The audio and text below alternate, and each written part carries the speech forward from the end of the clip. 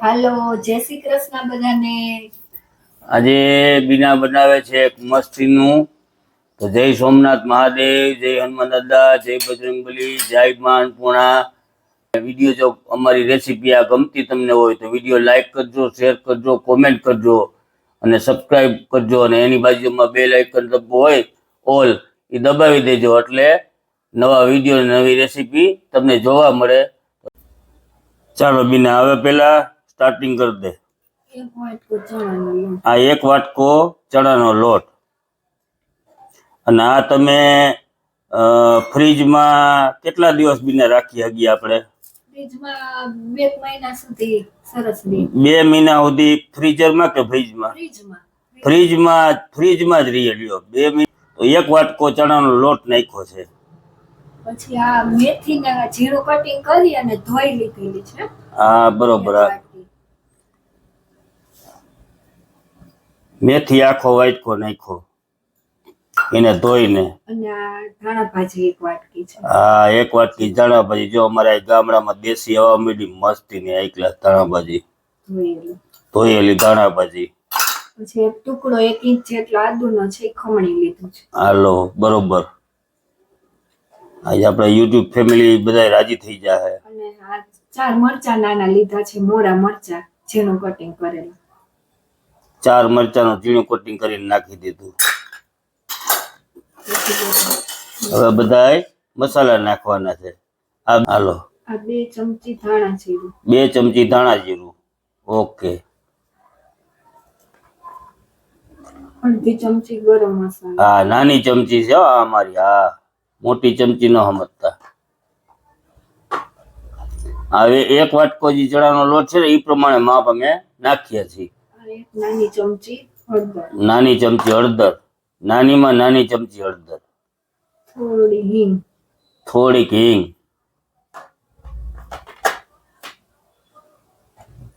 2 ચમચી ચટણી। પછી તમારે વધારે તીખું કરવું હોય તો વધારે નાખવી।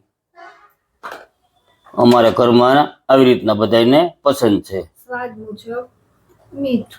મુજબ મીઠું, હાલો વાહ ભાઈ વાહ। પછી 2 ચમચી જેટલું સિંગ તેલ, 2 ચમચી જેવું સિંગ તેલ। આમાં સિંગ તેલ જ નાખવાનું ભાઈ, આમાં બીજું એકેય તેલ નહીં હાલે, કારણ કે તો જ આમાં તમારે આ સ્ટોર થઈ શકશે। એ એરટાઇટ કન્ટેનરમાં ગમે તમે નાખી દો ને એટલે તમારે 2 મહિના સુધી ફ્રીજમાં નહીં બગડે, ફ્રીઝરમાં નહીં ગમે। હાલો હવે ચપટી ખાવાના સોડા, એક લીંબુ લીધું છે, 1 આખું લીંબુ છે જો આવડું, એ આખું લીંબુ નીચવી દેવાનું।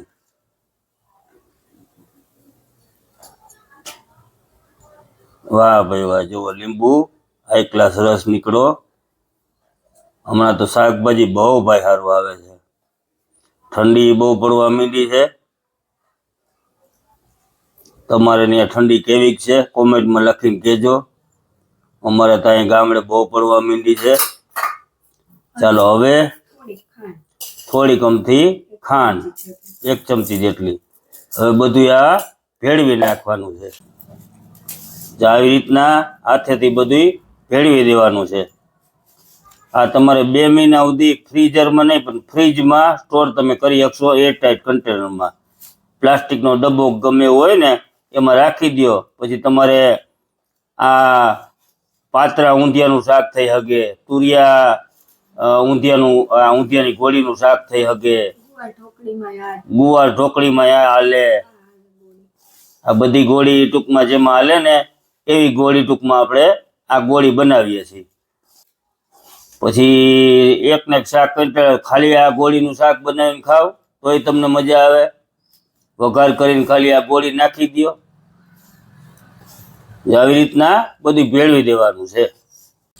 તમારે આમાં લોટ ઘટે તો લોટ નાખી દેવાનો, ખટાશ ઘટે તો થોડીક ખટાશ નાખી દેવાની, અને એમ લાગે કે પાણીની જરૂર છે તો પાણી નાખવાનું, બરોબર।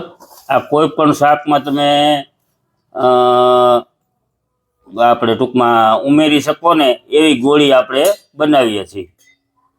ખાલી ઊંધિયામાં એકમાં પૂરતી નહીં, તુરિયા પાત્રા ઊંધિયાની ગોળીનું શાક થાય, પછી ગુવાર ઢોકળી એમાં તમે કરો, અને 2 મહિના સુધી સ્ટોર કરીને ફ્રીજમાં રાખી દો. કોઈ પણ શાકમાં આ ગોળી નાખો, મજા આવી જાય તમને હાઈ ક્લાસ.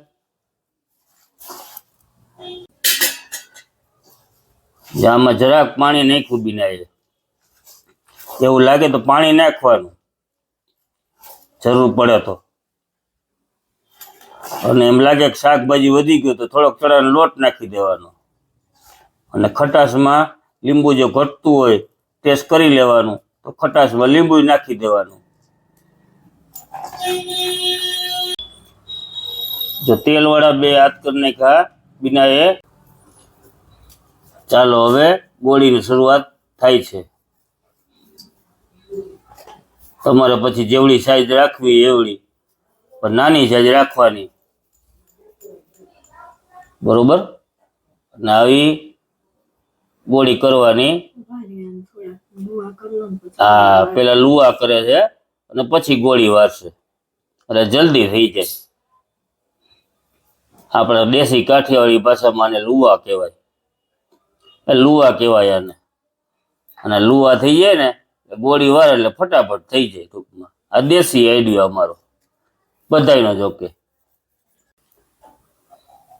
જો આવી રીતના ગોળ ગોળ વાળી નાખવાના. તમારે જેવો શેપ આપવો એવો આપવાનો. આ ગોળી છે ને તમે કોઈ પણ શાકમાં નાખી આવો, ઊંધિયું એક જ નહીં, તુરિયા પાત્રા આ ગોળીનું શાક કરો, ગુવાર ઢોકળીનું શાક કરો ત્યારે તમે આ ગોળી નાખી દો, ટમેટાનું શાક કરો ને સેવને બદલે આ ગોળી નાખો તોય તમને મજા આવે.